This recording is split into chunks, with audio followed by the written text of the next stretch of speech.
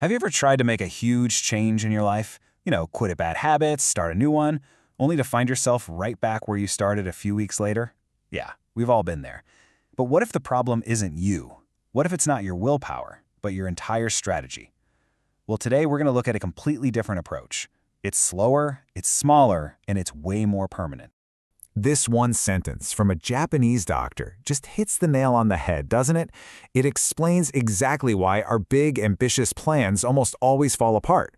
We try to erase decades of habits with just a couple months of all-out effort, and that, my friends, is a perfect recipe for burnout.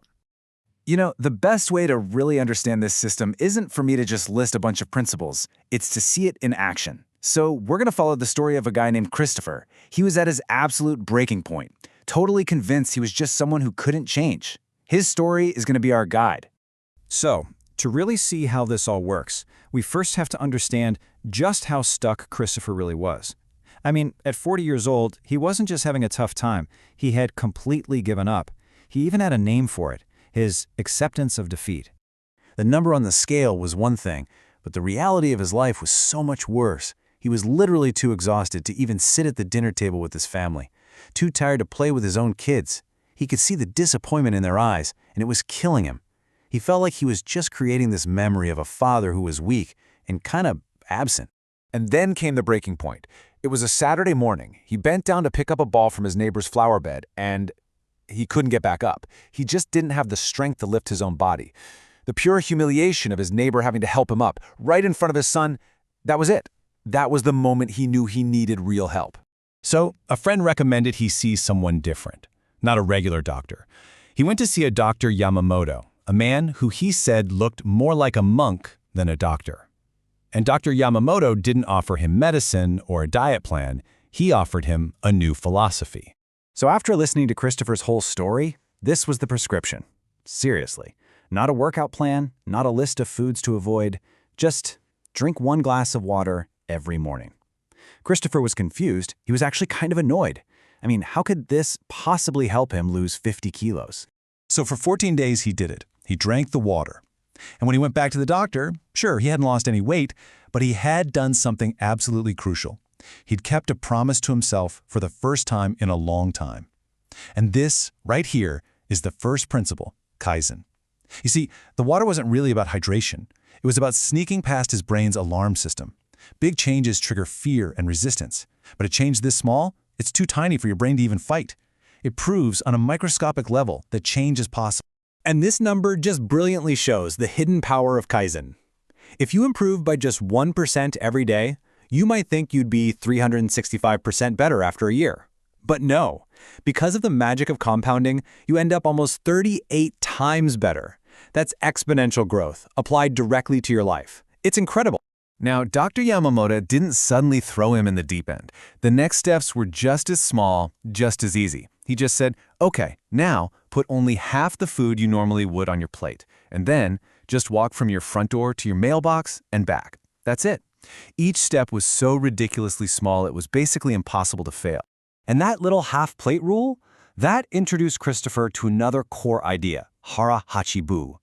The doctor told him to wait 20 minutes before even thinking about getting seconds. And what he learned was, his body wasn't actually hungry for more. It was just used to being stuffed. This simple trick retrained his body's signals and taught him what moderation actually feels like without the pain of restriction. Then the doctor asked him a really important question. He asked Christopher why he was even doing this. And the real reason, it wasn't about the number on the scale. It was about wanting to see his children grow up. It was about being present for his family. This is his ikigai, his reason for being. And that kind of purpose, that's a fuel that never ever runs out. Okay, but let's be real. No journey is ever a perfect straight line, right? And the true power of this system isn't just in the successes, it's in how it deals with the moments you mess up. So about 3 months in, Thanksgiving happened. You can probably guess what's coming. Surrounded by all that food, all that family pressure, Christopher caved. He totally overate. And immediately, that old familiar wave of shame just washed over him. He'd broken his streak. And that old voice in his head started screaming, "See, I told you, just give up." But Dr. Yamamoto had taught him this really critical distinction.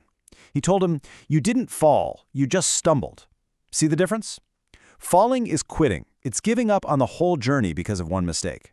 Stumbling is just a momentary loss of balance. It's part of the process. And the next morning, Christopher got up, stumbled to the kitchen, and drank his glass of water. He kept going. And this is where this beautiful philosophy of wabi-sabi comes in. It's all about accepting imperfection. So instead of letting that one Thanksgiving meal completely derail him, wabi-sabi taught him that the journey wasn't ruined. You know? It gave Christopher permission to just be human, to mess up without throwing the whole thing away. And the act of showing up the day after that stumble, well, that has a name too. It's gamboru. It's the quiet strength to just persevere, to endure, and to do the bare minimum, like just drinking that glass of water, to keep the momentum going. It's the art of always coming back to the path. And here's what it all adds up to. Over 18 months, all those tiny steps, guided by these powerful ideas, led to this incredible transformation. Yeah, he lost 52 kilos, which is amazing, but look closer.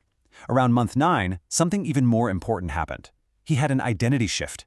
He stopped seeing himself as a fat guy trying to lose weight and just started seeing himself as a guy who takes care of himself. That shift, that's the real win. Okay, so Christopher's story is incredible. But it's not just a story about him. It's actually a blueprint. So let's bring this all back home and talk about how you can use this for any change you want to make in your own life. So here it is, the whole system, laid out. It starts with your why, right? Your ikigai. That purpose is what fuels your method, Kaizen, the commitment to those tiny little steps. To make sure you don't burn out, you practice moderation, or harahachibu. And when you inevitably mess up, because you will, you show yourself some compassion with wabi-sabi. And finally, you find the strength to get right back up and keep going with Gambaru. You see? It's a complete loop of purpose, practice, and perseverance. This right here, this is the end game. The goal isn't to be in a constant struggle, gritting your teeth and using willpower forever. No way. The goal is for these new behaviors to become so automatic that they're just part of who you are. The change becomes effortless because it becomes your new identity. So, if we're going to boil this entire thing down to one single idea, it's this: stop chasing perfection. The perfect diet, the perfect workout routine, the perfect unbroken streak, it doesn't exist. Instead, just focus on being consistent, even if it's imperfect. Just show up, do your tiny little thing, and forgive yourself when you stop. So now the question comes back to you. What is the one ridiculously small change you can make today? Something so small it's literally impossible to say no to. Forget about the 40-year war for just a minute. What is your first tiny microscopic step? What is your glass of water?